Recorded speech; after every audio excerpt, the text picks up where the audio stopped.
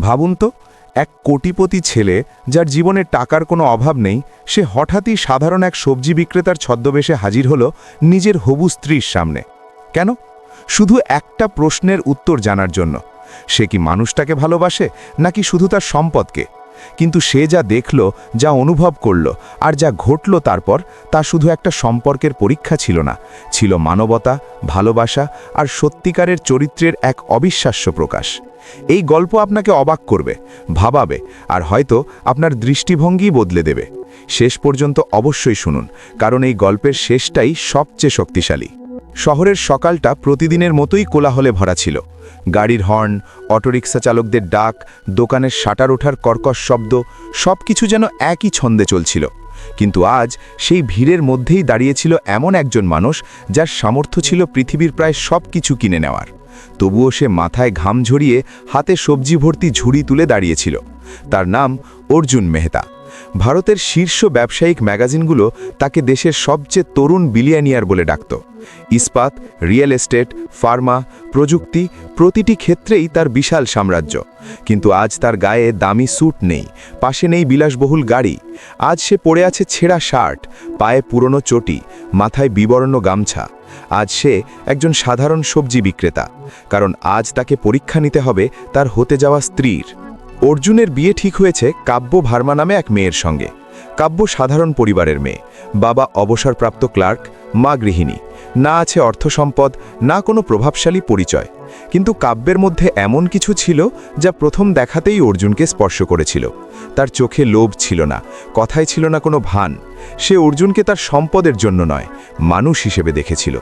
তবুও অর্জুনের মনে এক ভয় ছিল, যদি সবকিছুই শুধু তার টাকার জন্য হয়। সে পৃথিবী অনেক দেখেছে, টাকার জন্য বিক্রি হওয়া হাসি, স্বার্থে ভরা সম্পর্ক, সবই তার চেনা। সে চায়নি তার বিয়েও যেন আর একটা সমঝোতা হয়ে দাঁড়ায়।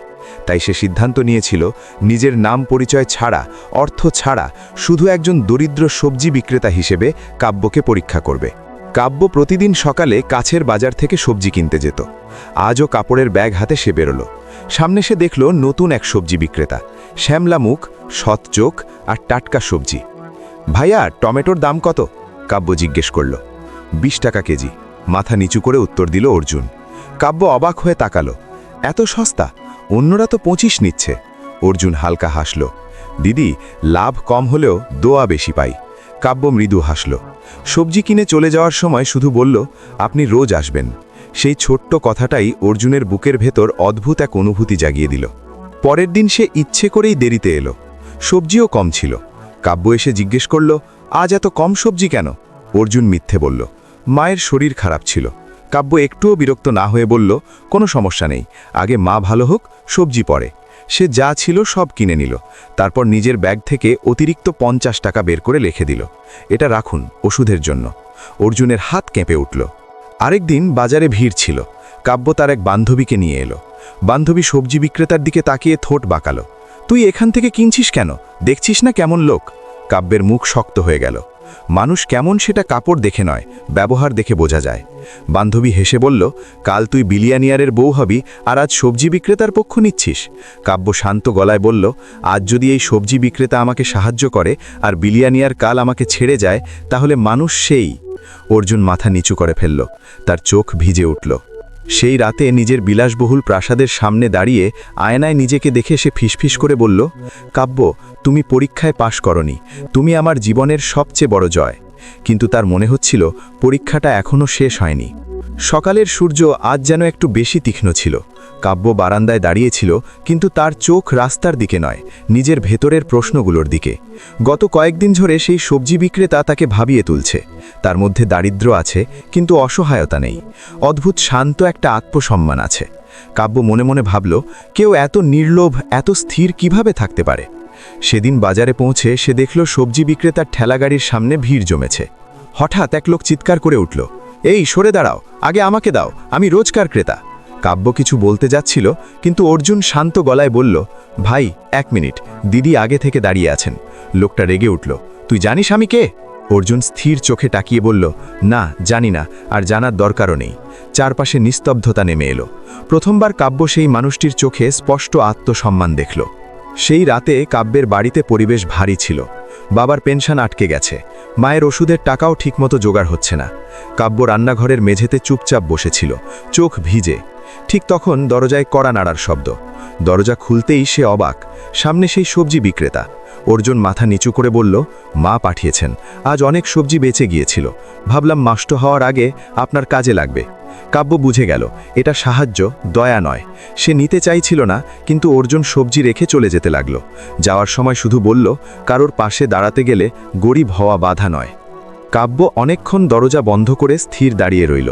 সেই রাতে কাব্য বান্ধবীকে ফোন করে বলল, ও মানুষটা সাধারণ নয়, ওর মধ্যে কিছু আলাদা আছে। বান্ধবী হেসে বলল, আরে ছাড় তো, গরিব মানুষও ভালো হতে পারে। কাব্য ধীরে বলল, ভালো হওয়া আর অসাধারণ হওয়া এক জিনিস নয়। পরের দিন অর্জুন ইচ্ছে করে টমেটোর দাম বাড়িয়ে দিল। আজ 30 টাকা কেজি। কাব্য অবাক হয়ে বলল, কাল তো 20 ছিল। অর্জুন চোখ নামিয়ে উত্তর দিল, আজ ক্ষতি হচ্ছে। কাব্য তর্ক করল না, চুপচাপ টাকা দিল। কিন্তু যাওয়ার সময় থেমে নরম গলায় বলল, ভাইয়া, যদি সত্যিই দরকার হয় পরিষ্কার বলবেন, মিথ্যে বলবেন না। কথাটা ছিল সরাসরি আঘাতের মতো। অর্জুন বুঝল, কাব্য শুধু দয়ালু নয়, বুদ্ধিমানও। সেদিন সন্ধ্যায় কাব্য শুনল, অর্জুন মেহতার পরিবার এই বিয়েতে খুব খুশি নয়। চারদিকে ফিসফিস, মেয়েটা গরিব, আমাদের মানের নয়, এমন কথা ছড়িয়ে পড়ছে। কাব্য ফোন কেটে দিল, কিন্তু বুকের ভেতরটা ভেঙে যাচ্ছিল। সেই রাতে এসে নিঃশব্দে রাস্তার ধারে বসে কাঁদছিল। ঠিক তখন পাশে কেউ এসে বসল, শান্ত কণ্ঠ। কাঁদলে কি সমাধান হয়? কাব্য তাকালো, আবার সেই মানুষ। আপনি এখানে কেন? সে কাপা গলায় জিজ্ঞেস করল। অর্জুন মৃদু হেসে বলল, আমি গরিব মানুষ, ধনীদের মতো লুকিয়ে কাঁদতে পারি না। কাব্য কান্নার মাঝেই হেসে ফেলল, তারপর সব খুলে বলল। অর্জুন মন দিয়ে শুনে শুধু বলল, যে সম্পর্ক আপনাকে ছোট মনে করায় সেটা সম্পর্ক নয়, লেনদেন। সেই মুহূর্তে কাব্য প্রথমবার অনুভব করল, একজন অচেনা মানুষের মধ্যেও এত গভীরতা থাকতে পারে। আর সেই রাতেই অর্জুন বুঝল, সত্য বলার সময় কাছে চলে এসেছে। কিন্তু তার আগে শেষ পরীক্ষা বাকি, একটা পরীক্ষা যা সব বদলে দেবে। সকালের বাতাস আজ যেন অস্বাভাবিক ভারী লাগছিল। কাব্যের মনও অদ্ভুত অস্থিরতায় ভরা। বারবার সেই মানুষটার কথাই মনে পড়ছে, যে ঠিক সময়ে এসে দাঁড়ায়, কোনো প্রত্যাশা ছাড়াই সাহায্য করে, আবার নিঃশব্দে চলে যায়। সে আসলে কে? কাব্য নিজের মনেই প্রশ্ন করছিল। সেদিন বাজারে পৌঁছে তার চোখ প্রথমেই গেল সেই পরিচিত ঠেলাগাড়ির দিকে, কিন্তু আজ সেখানে কেউ নেই, না সবজি, না মানুষটা। তার বুকটা কেমন হালকা শূন্য হয়ে গেল। পাশের দোকানদারকে জিজ্ঞেস করতেই সে কাঁধ ঝাঁকালো, ও এখন নাকি একটা নির্মাণ সাইটে মজুরি করছে। কাব্য স্তব্ধ হয়ে গেল। সারাদিন কাজ করেও নিজেকে থামাতে পারল না। সন্ধ্যা এসে সেই নির্মাণাধীন ভবনের সামনে পৌঁছে গেল। সূর্য ডুবে যাচ্ছে, চারপাশে সিমেন্টের গন্ধ, ধুলো, ক্লান্ত শ্রমিকদের ভিড়। আর তাদের মধ্যেই সে তাকে দেখল, সেই মানুষ, এবার মাথায় ইঁট তুলে হাঁটছে, শরীর ঘামে ভেজা। কাব্যের চোখ ভিজে উঠল। ভাইয়া? তার গলা কেঁপে উঠল। অর্জুন থমকে দাঁড়াল। পেছনে ঘুরে তাকাতেই তার চোখে প্রথমবার একটুখানি অস্থিরতা দেখা গেল। আপনি এটা কেন করছেন? কাব্য জিজ্ঞেস করল। অর্জুন হালকা হাসল। কাজ ছোট বড় হয় না দিদি। কাব্য মাথে নাড়ল। এবার এই উত্তর যথেষ্ট নয়। সে সরাসরি তার চোখে তাকিয়েছিল। অর্জুন বুঝল, মুখোশ ধীরে ধীরে সরে যাচ্ছে। ঠিক তখনই পাশের ঠিকাদার চেঁচিয়ে উঠল, এই বেশি কথা নয়, কাজ কর। কাব্য কিছু বলতে যাচ্ছিল, কিন্তু অর্জুন হাত তুলে তাকে থামালো। ঠিকাদার আবার বলল, মেয়েদের সাথে গল্প করতে চাইলে কাজ ছেড়ে দে। চারপাশে হাসির শব্দ ছড়িয়ে পড়ল। কাব্যের মুখ লাল হয়ে উঠল। সে দৃঢ় কণ্ঠে বলল, ভদ্রভাবে কথা বলুন, উনি মানুষ, শ্রমিক, আপনার দাস নয়। হাসি মুহূর্তেই থেমে গেল। সেই মুহূর্তে অর্জুনের ভেতরে যেন কিছু ভেঙে গেল। কাজ শেষ হওয়ার পর দুজন একটু দূরে দাঁড়ালো। কাব্য ধীরে বলল, আপনি সত্যিটা বলেন না কেন? অর্জুন গভীর শ্বাস নিয়ে বলল, কখনো কখনো সত্য বন্ধন ভেঙে দেয়। কাব্য শান্ত গলায় উত্তর দিল, আর মিথ্যে ধীরে ধীরে মানুষকে মেরে ফেলে। নীরবতা দীর্ঘ হয়ে গেল। সেই রাতেই কাব্যের বাড়িতে আবার বিয়ের আলোচনা শুরু হলো। আত্মীয়দের চাপ, মেয়েকে বুঝিয়ে বলো, এত মাথা চড়িও না, ছেলেটা কোটিপতি, ভাগ্য খুলে গেছে। কাব্য চুপ করে রইল, কিন্তু তার মনে একটাই প্রশ্ন, কোটিপতি হয়েও যদি মানুষ ছোট হয় তাহলে? অন্যদিকে অর্জুন নিজের গাড়িতে বসেছিল। ড্রাইভার সামনে, সে পেছনে একা। আজ সে প্রথমবার অনুভব করল দারিদ্র্য টাকায় নয়, মানুষের চোখে বোঝা যায়। আজ কাব্য শুধু তার নয়, প্রতিটি শ্রমিকের সম্মান রক্ষা করেছে। তার চোখ ভিজে উঠল। পরের দিন পাড়ায় গুজব ছড়িয়ে পড়ল, কাব্য নাকি প্রতিদিন এক শ্রমিকের সাথে দেখা করে। কথাগুলো তার পরিবারকে আঘাত করল। মা কাঁদলেন, বাবা নীরব। কাব্য প্রথমবার জোরে বলল, সত্য জানার ভয় যদি মানুষের থাকে সেটা আমার দোষ নয়। সন্ধ্যায় অর্জুন আবার তার সামনে এলো। তুমি চাইলে আমি তোমার সাথে দেখা করা বন্ধ করে দেব। কাব্য শান্ত চোখে তাকিয়ে বলল, আপনি পালালে মানুষ সেটাই বিশ্বাস করবে যা তারা চায়। অর্জুন বুঝল সত্য প্রকাশের সময় খুব কাছে। শহরে এখন অদ্ভুত উত্তেজনা, বিয়ের তারিখ এগিয়ে আসছে, কিন্তু কাব্যের হাসি এখন শুধু আনুষ্ঠানিক। সেদিন ছাদে দাঁড়িয়ে সে সিদ্ধান্ত নিল, আর নয়। সে নিচে নেমে অর্জুনের সামনে এসে দাঁড়ালো। স্থির চোখে তাকিয়ে বলল, হয় সত্য বলুন, নয়তো সব এখানেই শেষ। অর্জুন তার চোখের দিকে তাকালো। সেখানে জেদ নয়, শুধু সত্যের দাবি। সে গভীর শ্বাস নিয়ে বলল, কাল সব সত্য সামনে আসবে। পরের দিন সকাল থেকেই বাড়িটা সাজানো হচ্ছিল। আলো, ফুল, ঢাক সবকিছু যেন নিখুঁতভাবে প্রস্তুত। কিন্তু কাব্যের হৃদয় অদ্ভুত এক অশান্তি। সবকিছু ঠিক, তবুও যেন কিছু একটা ভুল। রাতে সে মায়ের কাছে গিয়ে ধীরে বলল, যদি সত্যটা আমার ভালো না লাগে। মা ক্লান্ত কিন্তু গভীর গলায় বললেন, মা, সত্যকে ভয় পাওয়া দারিদ্র্য নয়, দুর্বলতা। কাব্যের চোখ ভিজে উঠল। পরের দিন ছোট্ট এক অনুষ্ঠান রাখা হয়েছিল, কেবল ঘনিষ্ঠ আত্মীয় আর অর্জুনের পরিবার। কাব্য মঞ্চে বসেছিল, তার বুকের ধড়ফড় যেন সবাই শুনতে পাচ্ছে। হঠাৎ দরজার বাইরে শব্দ, সবাই তাকালো। দরজায় দাঁড়িয়ে একজন মানুষ, কিন্তু আজ তার গায়ে ছেঁড়া শার্ট নেই, নেই গামছা, নেই ক্লান্তির ছাপ। আজ সে পড়েছে পরিপাটি দামি স্যুট, মুখে আত্মবিশ্বাস, চোখে গভীরতা। হলঘর নিস্তব্ধ। কেউ ফিসফিস করে বলল, এই কে? কাব্যের নিঃশ্বাস আটকে গেল। সে ধীরে ধীরে মঞ্চের দিকে এগিয়ে এসে স্পষ্ট শান্ত কণ্ঠে বলল, আমার নাম অর্জুন মেহতা। চারিদিকে গুঞ্জন ছড়িয়ে পড়ল, সেই বিলিয়নিয়ার? কাব্যের চোখ বিস্ফারিত। অর্জুন আবার বলল, আমি সবজি বিক্রি করেছি, মজুরি করেছি, মিথ্যে বলেছি। কেউ জিজ্ঞেস করল, কেন? অর্জুন কাব্যের দিকে তাকিয়ে বলল, কারণ আমি জানতে চেয়েছিলাম কেউ কি আমাকে আমার টাকা ছাড়া বেছে নিতে পারে। পুরো হল স্তব্ধ। কাব্য ধীরে উঠে দাঁড়ালো, তার কণ্ঠ কেঁপে উঠল, তাহলে আমি আপনার পরীক্ষা ছিলাম? অর্জুন মাথা নিচু করল, না, তুমি আমার সত্য ছিলে। কাব্যের চোখ থেকে জল গড়িয়ে পড়ল, আপনি আমাকে বিশ্বাস করেননি? এই বাক্যটা যেন বাতাস ভারী করে দিল। অর্জুনের আত্মীয়রা ক্ষুব্ধ হয়ে উঠল, এ কি নাটক? এত নিচে নামার কি দরকার ছিল? কাব্যের বাবা শান্ত কিন্তু দৃঢ় কণ্ঠে বললেন, প্রশ্ন এটা নয় যে সে ধনী না গরিব, প্রশ্ন সে মানুষ কিনা সেটা। আবার নীরবতা নেমে এলো।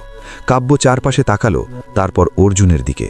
আপনি সত্য বলেছেন, এটা ভালো, কিন্তু এত দেরিতে সত্য বলা এটাও এক ধরনের মিথ্যে। সে গভীর শ্বাস নিয়ে বলল, আমাকে সময় চাই। হলঘরে গুঞ্জন ছড়িয়ে পড়ল। বিয়ে থেমে গেল। অর্জুন বুঝল আজ সে সম্পদ হারায়নি, বিশ্বাস হারিয়েছে। সে নিঃশব্দে হল ছেড়ে বেরিয়ে গেল। তার চোখে প্রথমবার পরাজয়। কিছুক্ষণ আগেও যেখানে ঢাক, হাসি আর কোলাহল ছিল, এখন সেখানে ছড়িয়ে আছে ভাঙা ফুল, এলোমেলো চেয়ার আর নিঃশব্দ শূন্যতা। কাব্য নিজের ঘরে একা বসে, না কাঁদছে না হাসছে, শুধু ভাবছে। গত কয়েক সপ্তাহের সব দৃশ্য চোখের সামনে ভেসে উঠছে। সবজির ঠেলাগাড়ি, জস্তা দাম, শান্ত হাসি, মজুরির ঘাম, আর আজকের সেই স্যুট পরা মানুষ। সবটা কি মিথ্যে ছিল নাকি সত্য, শুধু ভুলভাবে বলা? তার ভেতরে রাগ আছে, কষ্ট আছে, কিন্তু তার থেকেও বড় এক অনুভূতি, অসম্পূর্ণতা। অন্যদিকে অর্জুন নিজের প্রাসাদে দাঁড়িয়ে। চারপাশে শত মানুষ কাজ করছে, তবুও সে ভীষণ একা। আয়নায় নিজেকে দেখে ফিসফিস করল, সব কিনেছি, কিন্তু বিশ্বাস না। সেই রাতটা অর্জুনের জীবনের সবচেয়ে দীর্ঘ রাত ছিল। বিশাল প্রাসাদে আলো জ্বলছে, কর্মচারীরা যাতায়াত করছে, সবকিছু আগের মতোই, তবুও যেন সবকিছু ফাঁকা। সে ফোন বন্ধ করে দিল, ড্রাইভারকে ছুটি দিল, শেফকে রান্না করতে মানা করল। জীবনে প্রথমবার সে নিজেই রান্নাঘরে ঢুকল। চুলার সামনে দাঁড়িয়ে সাধারণ ডাল আর ভাত রান্না করল। কোনো বিলাসিতা নেই, কোনো সাজসজ্জা নেই। খাবার মুখে তুলতেই তার মনে হলো আজ সে প্রথমবার সত্যিই একা। অন্যদিকে সকাল থেকেই কাব্যের বাড়িতে ফোন আসা শুরু হলো। আত্মীয় স্বজন, পরিচিত সবাই একটাই কথা বলছে, এমন সুযোগ কেউ ছাড়ে? মেয়েটা পাগল হয়ে গেছে, এত বড় বাড়ি, এত সম্পদ, আর সে না বলছে। কাব্য সব শুনল, চুপ করে রইল। অবশেষে ধীরে বলল, বিয়ের আগেই যদি আমি নিজেকে ছোট করে ফেলি, তবে সারা জীবন ছোটই থাকব। মা তার হাত ধরে রাখলেন। ভুল সে করেছে, সিদ্ধান্ত তোমার। তৃতীয় দিন শহর জুড়ে আরেকটা খবর ছড়িয়ে পড়ল। অর্জুন মেহতা সাংবাদিকদের সামনে হাজির হয়েছে। ক্যামেরার ঝলকানি, মাইক্রোফোন, সরাসরি সম্প্রচার। অর্জুন শান্ত গলায় বলল, আমি আমার জীবনের সবচেয়ে বড় ভুল করেছি। আমি একজন সত্যিকারের মানুষকে পরীক্ষা করেছি। সবাই স্তব্ধ। সে আরও বলল, যদি কাব্য আমাকে ক্ষমা না করে, আমি এটাকে আমার পরাজয় হিসেবেই মেনে নেব। তার চোখে অহংকার ছিল না, ছিল অনুশোচনা। এই খবর মুহূর্তে পুরো শহরে ছড়িয়ে পড়ল। কাব্য টিভির সামনে বসে সব দেখল, তারপর নিঃশব্দে টিভি বন্ধ করে দিল। সে সিদ্ধান্ত নিয়ে ফেলেছে, কথা হবে, কিন্তু এবার তার শর্তে। সে দেখা করার জন্য সেই জায়গাটাই বেছে নিল যেখানে প্রথম সবজি কিনেছিল। সন্ধ্যার আলো নরম হয়ে আসছে, রাস্তার পাশে সেই পুরনো জায়গা। অর্জুন আগেই এসে দাঁড়িয়েছিল। আজ তার গায়ে না দামি স্যুট, না ছেঁড়া কাপড়, সাধারণ পোশাক। কাব্য এলো। দুজনের মাঝে দীর্ঘ নীরবতা। অবশেষে কাব্য বলল, আপনি কি আমাকে গরিব ভেবেছিলেন? অর্জুন মাথা নাড়ল, না, আমি নিজেকে খুব ধনী ভেবে বসেছিলাম। কাব্যের চোখ ভিজে উঠল, আপনি আমার বিশ্বাসের মূল্য বোঝেননি। অর্জুনের কণ্ঠ ভারী হয়ে গেল, এখন বুঝেছি, আর যদি দেরি হয়ে যায়, শাস্তি মেনে নেব। কাব্য গভীর শ্বাস নিয়ে বলল, যদি এগোতে হয় তাহলে সমানভাবে, কোনো লুকোচুরি নয়, কোনো পরীক্ষা নয়। অর্জুন মন দিয়ে শুনছিল। কাব্য আবার বলল, আর একটা কথা, আপনাকে আবার সেই মানুষটা হতে হবে যে সবজি বিক্রি করত। অর্জুনের চোখে জল এসে গেল। সে মানুষটা আজও বেঁচে আছে। কাব্যের ঠোঁটে হালকা হাসি ফুটল, আমি আপনাকে ক্ষমা করিনি, কিন্তু আবার চেষ্টা করার একটা সুযোগ দিচ্ছি। অর্জুন মাথা নত করল। সেই মুহূর্তে কোনো প্রতিশ্রুতির শব্দ ছিল না, কিন্তু বিশ্বাসের বীজ আবার রোপিত হল। সকালের বাতাস যেন নতুন হয়ে উঠল। কাব্য জানালার পাশে দাঁড়িয়ে শহর দেখছিল। সব একই, তবুও সব বদলে গেছে। আজ কোনো বিয়ের কোলাহল নেই, কোনো আড়ম্বর নেই। আজ শুধু সিদ্ধান্তের দিন। আর অর্জুন, সে সত্যিই বদলাতে শুরু করেছে। সে ধীরে ধীরে নিজের জীবন বদলাতে শুরু করল। অনেক বড় বড় প্রজেক্ট থেকে নিজেকে সরিয়ে নিল। ম্যানেজার, ব্যক্তিগত সহকারী, বিলাসবহুল অফিস, সব কিছু থেকে দূরে সরে গেল। প্রতিদিন সকালে সে নিজের কোম্পানির গ্রাউন্ড লেভেলে যেত, মজুরদের সাথে বসত, তাদের সাথে একসাথে খেত, তাদের কথা শুনত। প্রথমবার মানুষ তাকে মালিক নয়, মানুষ হিসেবে দেখতে শুরু করল। মিডিয়া জিজ্ঞেস করল, এটা কি শুধু দেখানো? অর্জুন শান্তভাবে বলল, দেখানো হয় স্যুট পরে, মাটিতে বসে বদলানো যায়। এদিকে কাব্যের সিদ্ধান্ত নিয়েও অনেক কথা উঠল। মানুষ বলল, এত ধনী ছেলে, এত শর্ত কেন? মেয়েটার অহংকার বেড়ে গেছে।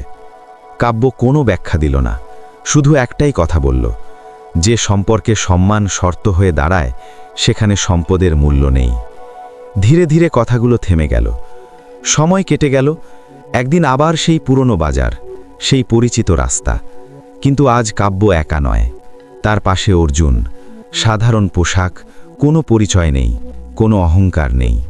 একটা ঠেলাগাড়ি দাঁড়িয়ে আছে, তাজা সবজি সাজানো। অর্জুন আবার বসেছে সেখানে। তবে এবার কোনো অভিনয় নয়, কোনো পরীক্ষা নয়, শুধু সাদামাটা জীবনকে অনুভব করা। কাব্য সবজি নিল, হালকা হাসি দিয়ে বলল, আজ দাম বেশি তো নয়? অর্জুন হেসে বলল, আজ লাভ কম, শান্তি বেশি। সন্ধ্যায় অর্জুন কাব্যকে নিয়ে গেল একটি ছোট্ট মন্দিরের সামনে। না ভিড়, না ক্যামেরা, না জাঁকজমক, শুধু নীরবতা আর দুটো সত্যিকারের মানুষ। অর্জুন ধীরে বলল, তুমি কি আমাকে শুধু আমার সম্পদ নয়, আমার দুর্বলতা সহ গ্রহণ করবে? কাব্যের চোখ ভিজে উঠল। সে নরম গলায় বলল, যদি তুমি আর কখনো কাউকে পরীক্ষা করার জন্যে মিথ্যে জীবন না বেছে নাও তাহলে হ্যাঁ। অর্জুন মাথা নত করল। ছোট্ট একটা বিয়ে হলো, কয়েকজন কাছের মানুষ, কিছু সত্যিকারের হাসি। না কোটি টাকার সাজ, না খবরের কাগজের শিরোনাম, কিন্তু প্রতিটি মুখে ছিল শান্তি। কাব্যের মা অর্জুনের মাথায় হাত রেখে বললেন, বাবা, তুমি আগে ধনী ছিলে, আজ মানুষ হলে। অর্জুনের চোখ ভিজে উঠল। এই গল্পে কেউ হারেনি, না সম্পদ হেরেছে, না দারিদ্র্য জিতেছে, জিতেছে শুধু মানবতা। কাব্য শিখিয়েছে ভালোবাসায় সমতা জরুরি, অর্জুন শিখেছে সম্মান কেনা যায় না। এভাবেই গল্পের শেষ, যেখানে সম্পদের চেয়ে বড় হয়ে ওঠে বিশ্বাস, আর ভালোবাসার চেয়ে শক্তিশালী হয় সততা। ভিডিওটি যদি আপনার ভালো লেগে থাকে তাহলে অবশ্যই একটা থামস আপ দিন, আপনার মতামত জানাতে কমেন্ট করুন, আর এমন আরও সুন্দর গল্প ও ভিডিও দেখতে আমাদের চ্যানেলটি সাবস্ক্রাইব করে পাশে থাকা বেল আইকনটি অন করে রাখুন। আপনাদের ভালোবাসাই আমাদের এগিয়ে যাওয়ার শক্তি। ধন্যবাদ সাথে থাকার জন্যে।